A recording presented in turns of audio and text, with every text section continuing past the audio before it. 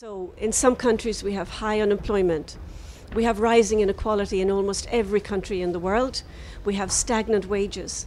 And somehow, because of public discourse, because of failures of communication, people attribute all of these things to international trade. Whereas in fact the reasons are much more complex than that.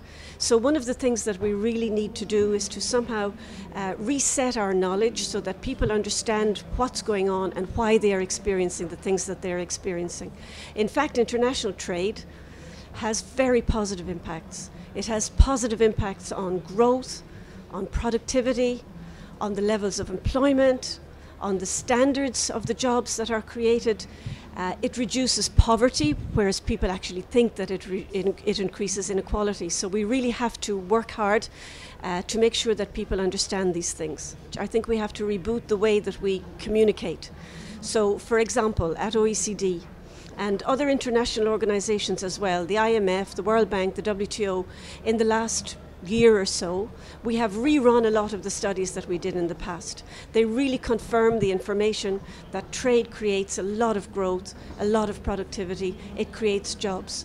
But people don't understand it and we don't communicate it properly. So what we have to reboot is the way that we communicate. And for that, the OECD can't do it by itself.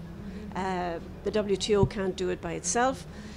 We need the collaboration, we need everybody to get together. Business is really important in that, in terms of communication. So we need to combine all our forces. We need to become much cleverer with social media, all the techniques that are out there to counter all of the negative information and put some positive information back into the public debate. I think we have to be much more simple while still being faithful to the rigor of the work we do. That's really important because at the OECD we work on evidence, we work on analysis, but I think we can be much more simple in the way we communicate. We can be much more honest. So for example, when we say that trade is good, I've said it 3 or 4 times already, we also have to acknowledge that there are problems with trade. Trade is disruptive.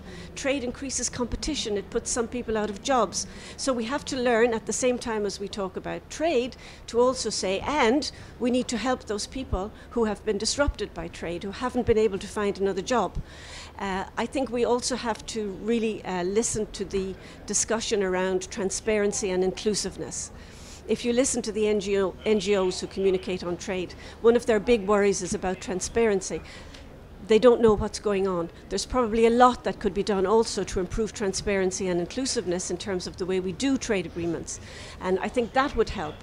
It would also help if we had a bit more of an after-sales service on trade agreements. So we go back and we look and we see what happened and we communicate. This was good, that was bad, that gave us a lesson about what we should do about the things that didn't work out as we had intended, and so on and so on.